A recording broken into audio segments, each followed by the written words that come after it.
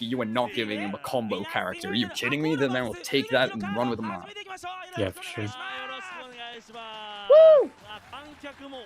Alright. Getting into winners, semis here. So finally, the players from the winner's side of things have entered top 8 as well. So this will be the first set, at least from top 8 on the winner's side. Yeah. Do either of you guys know how the... Because I know Acola won last time they played, but I don't remember what the set count was. From memory, it wasn't close. I think I was also watching that.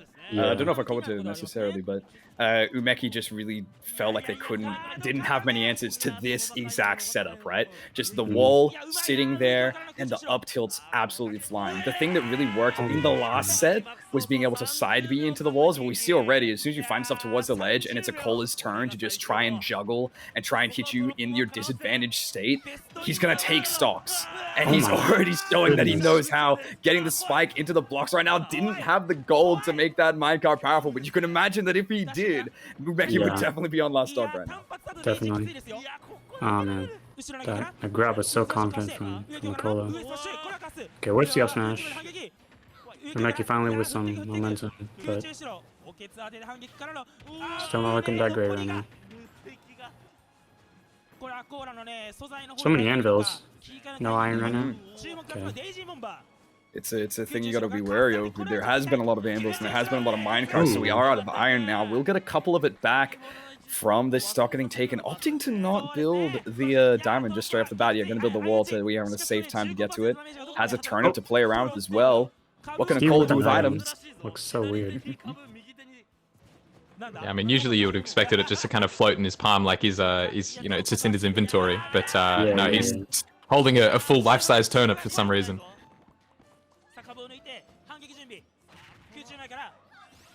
Okay, platform situation. Oh, I feel like he read the jump. Missed the deck on the platform. Umeki usually runs with it. Yeah. It looks like such a good answer against Steve's blocks as well. I mean, maybe not so much at the sort of higher, you know, health resources like stone and iron and whatnot, but that side B is an option, that Peach Bomber or Daisy Bomber rather, to be able to cut through these blocks pretty safely as well, just bounce back.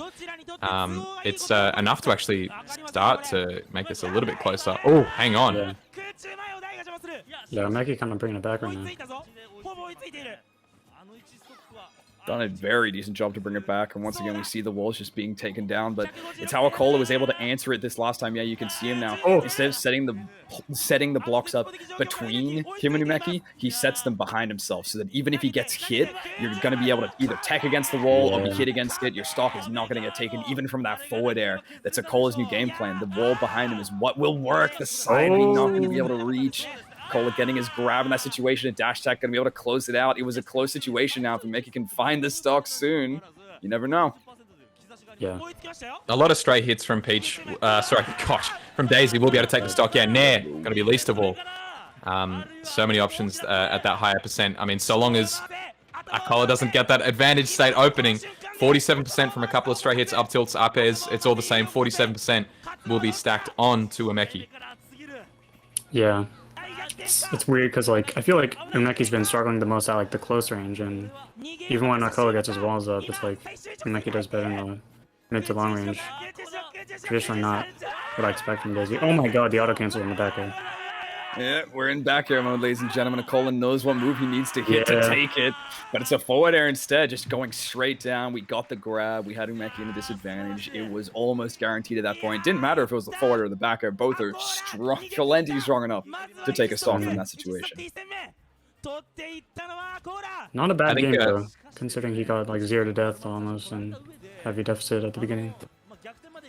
And Alex, to your point as well of just having these like wild openings coming out from Acola, despite the fact that Daisy is definitely the more combo-heavy character, it really does feel as though the stray hit game, I think, is definitely in favor of Acola. So I think if Umeki gets these like safe, you know, even like item prompted openings as well from turnip throws, things like that to get something started, that definitely feels like their main win condition.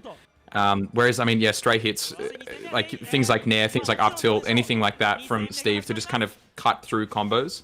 Even just, Anvil at a disadvantage for any aerial combos, carrying upwards. I think Umeki's going to have to be super airtight with this, this advantage state to make it work. It's not on the bigger side of PS2 right now, but Umeki trying to start up a combo. These down airs. Usually you'd find a conversion. You tried for it, the down air into the up air there, but just not the right spacing. Acola getting a second lease on the start of his stock here, but hasn't made a hit just yet. Tried to go for a grab, trying to catch Umeki, travel along the ground, but he's going to be trying to travel in with this float. You got to be a lot more wary what we're going to use to throw that one out. It's interesting though, because he can grab you. It's the grab of Steve doesn't reach a little bit high towards the actual body of Steve. So something to be scared of. Oh, he's taking it all the way to the top. Bruh. That's definitely the check right there. Just making sure, want to let everyone know on stream right now that Acola has those combos. And Acola wanted to prove that above all. That is something that not only Umeki, but everyone else in the venue has to be scared of. Oh, man. You can hear the commentators saying it too. They just keep saying scary, man. That's all they can think of when Acola is in his prime. He's getting these up tilt back airs. There's a lot of hitboxes flying in every single direction. The down tilt to cover a side back to stage. A big old spike. Acola is in full control right now. I mean, being able to swap up between that massive amount of coverage to having the blocks to control that traditional horizontal recovery from Daisy, and proceed to just continue on just by going for a forward air, just going for a spike after so much setup. It's just smoke and mirrors at that point when that forward air comes out. Oh, wild spot dodge there. Umeki hasn't taken it down just yet. Oh, hang on. Block saving there. It's a lucky spot to find stuff in. I don't think the L smash would have taken it, but an F smash. Honestly, I'm surprised it didn't take it. This is Steve we're talking about. He should have been killing. What happened to my goat? Oh, he's got the architect up. Yeah. Such a safe zone for Steve. Safe to those. Oh my god. The block is still active. Back air the up smash. Bro. Okay, thank god. Finally. Oh, hang on a second. If there's ever a time that they can make it back, Mr. Saturn is the answer. Now it's a 2v1. We've got Daisy and the Saturn man himself. Yes. Hang on a second. Oh, all right. He just went for a walk, actually. Incredibly clutch trade there. Neutral air. Oh, wait, Mr. Saturn, he's still back. Oh, never mind. Live and die by the Saturn. Yeah, they decided to say, look, I don't know where you're thinking, buddy. We're not on Saturn, man. This is PS2. This is Earth. Wrong planet, man. Get back down to the ground so I can take you off the top. Yeah. Playing on their big boy stage, I will say. He needs to use it. He's using it well in his advantage. I feel like Acola, you're taking the best player in all of the game to the stage known to make the best games. I don't know what you were thinking. We need to really close this one down. We really need to lock it in, try and trap him in. If we're gonna get our combos, the closer he is, the better chance we have of getting our starters. You can see he's really thinking about what stage to take Acola to right now. It's got to be a reverse zero situation if you're getting yourself to continue in winners right now. It's a very tight spot to be in. Bruh. Wait, did he run it back? He ran it back. Oh, let's go. You can almost guarantee. Smash Ultimate, baby. We love PS2. Yep. Just being indoctrinated into thinking that this is the perfect stage to go against Steve almost. This is every player in the world's comfort pick. But also, I think, one of the stages that I think is almost exclusively cobblestone, if I'm not mistaken. So, I mean, in terms of resources, in terms of just, item play from Steve, I mean, it's just going to be so much harder for Umeki to be able to break through this zone. Obviously, once they get in, I think it's, it could be over. But, I mean, Acola is just not letting it happen whatsoever. Slowly walking back, stone up the wazoo right now.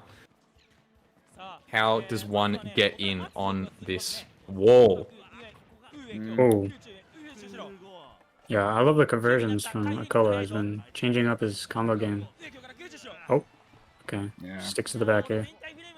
It's the MVP move, really. There's the This up up smash. tilt. It makes it so hard for Umeki to get in, though.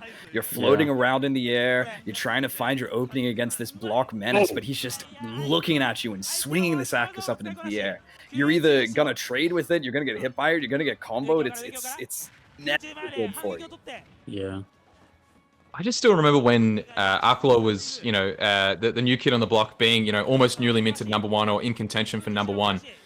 They were really known as the Steve player who didn't go for those wild, you know, like nil combos. They were really just known as like the super neutral heavy, you know, abused like the good buttons, and really that was kind of it type of player. Whereas, you know, players in the US like Onin and Sora and things like that were really known for that, you know, super technical. But Acola has completely proven us wrong so far. All of these, you know, nil combos landing, ending with the up smashes, taking really early stocks. Also combined with such incredible patience and neutral. I mean, this is just a complete masterclass. Yeah, absolutely.